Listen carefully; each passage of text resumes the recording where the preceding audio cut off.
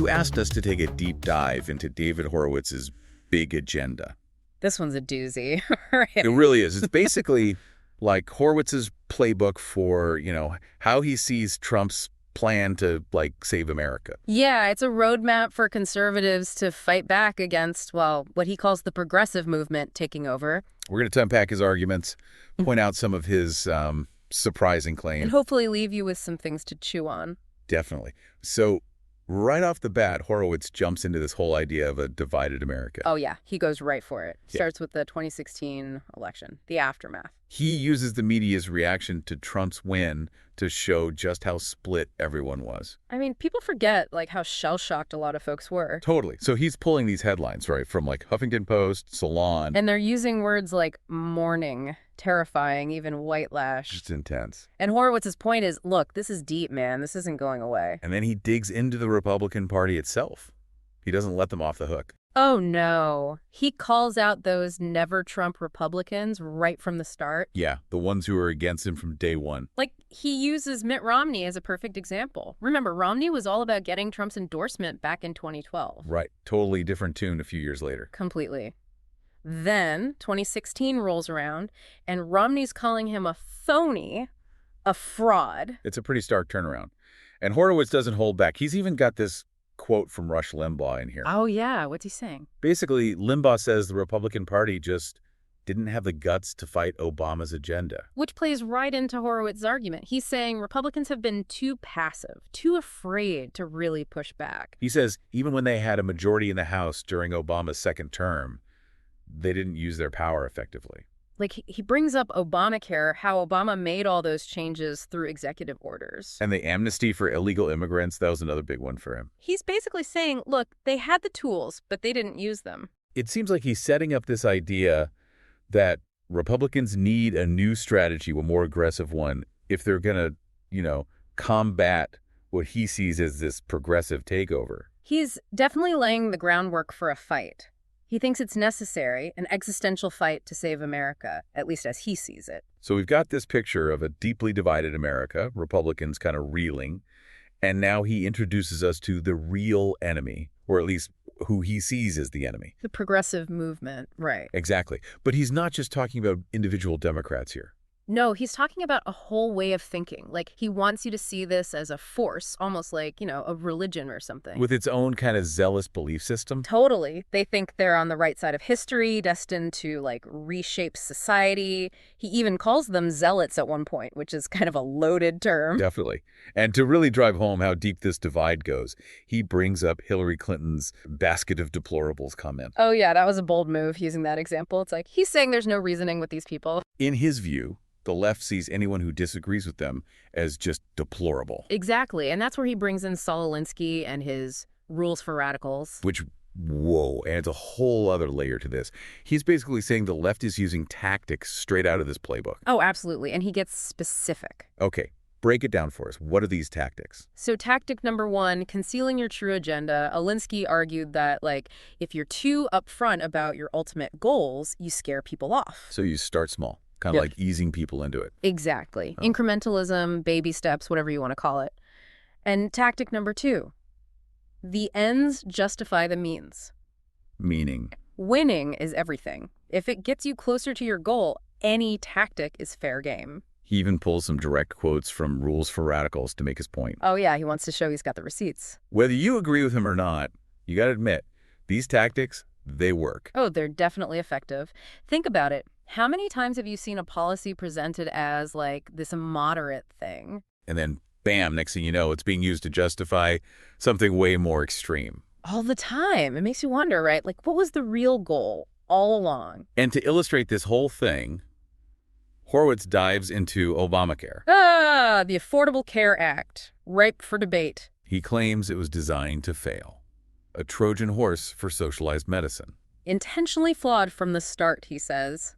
With the mandates, the subsidies, the whole structure was meant to create problems. And those problems would then create a demand for a single-payer system. Exactly. So, in his mind, it wasn't just bad policy, it was a calculated strategy. Which is a pretty wild accusation when you think about it. It is. But he doesn't stop there. He also goes after Obama's environmental policies. This is another area where he sees a hidden agenda at play. Like he's saying it's not really about the environment per se. Right. It's about control, at least according to Horowitz, expanding government control, limiting individual freedom. And he really goes after the EPA. Claims they were given way too much power under Obama. Total regulatory overreach, he says. He quotes these two writers from National Review, Levin and Ponaru, who were also pretty vocal about the EPA at the time. He wants us to ask ourselves, was this about the environment, or was it about pushing a specific agenda, using environmentalism as, like, a cover story? It's definitely a provocative argument, and one that definitely ruffled some feathers. And then buckle up, because he goes straight for the concept of systemic racism. Okay, yeah. This is where things get really interesting. He's not afraid of controversy. He basically questions whether there's even enough evidence to back up the whole idea of systemic racism. He acknowledges that, yes, individual acts of racism happen, but he doesn't buy the idea that America as a system is designed to hold minorities back. He challenges the idea that things like income inequality, differences in educational outcomes, even incarceration rates, that these are all primarily or solely the result of systemic racism. Right. He says there are other factors at play. Culture, family structure, personal choices. He's not letting anyone off the hook, you know? It's a stance that definitely puts him at odds with a lot of people, especially on the left. For sure. And he doesn't just leave it at that. He actually argues that this focus on systemic racism, it's actually harmful. Because it creates the sense of victimhood, of blame, and division. Exactly. He says it distracts from finding real solutions. He thinks we should be focusing on individual responsibility, on opportunity. So instead of focusing on systems, he's saying focus on the individual. Exactly. It's a complex issue, no doubt. But Horowitz doesn't shy away from it. And this is where he starts to connect these domestic issues to what he sees as a broader globalist agenda. Okay, so now we're moving beyond America's borders. Right. He's saying this globalist agenda, it's actually making America weaker, more vulnerable to threats from outside, and you can see where this is going. So it's like, okay, America's in trouble, the progressives are winning, what do we do about it? Horowitz is saying, it's time to fight back. He's saying, stop being polite. Literally. He even quotes Mike Tyson, which is kind of hilarious. Yeah, the everybody has a plan until they get punched in the mouth line. But I get it. He's saying Republicans have been playing by the rules, and it's gotten them nowhere. Exactly. They're being outmaneuvered because they're afraid to get rough. So what does he suggest? How do they go on the offensive? Well, first he says, expose the Democrats' hypocrisy. Call them out on their BS. On what specifically? He argues that Democrats talk a big game about helping the poor, helping minorities, but their policies actually end up hurting the very people they claim to champion. Okay, so it's like expose their contradictions. But then what? What are some concrete steps? One of his big things is school choice. He thinks it would be huge, especially for minority families stuck in failing public schools. And of course, he sees the teacher unions as a major part of the problem. Totally. He says they're in the pocket of the Democrats and blocking any real reform. So school choice is about empowering parents, giving them more options. And sticking it to the unions at the same time. But he doesn't stop there. He also wants to see government unions reined in across the board. What does that mean? Reined in.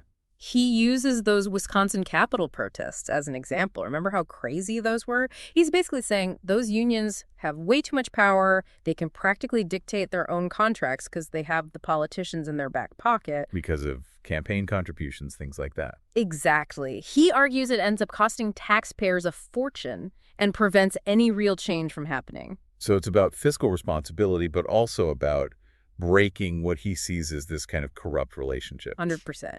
And then, this is where it gets really interesting. He brings up these tax-exempt foundations. Like what? The Gates Foundation, those kinds of places? Well, he specifically calls out the Ford Foundation, says they've got these massive assets, bigger than some countries, and they're using that money to fund all kinds of left-wing causes. So it's like this whole other level of influence. Right. And it's mostly hidden from public view. Like, most people have no idea where this money's coming from or what it's going to support. He calls it a shadow network, which sounds kind of ominous. He wants to make it sound kind of scary.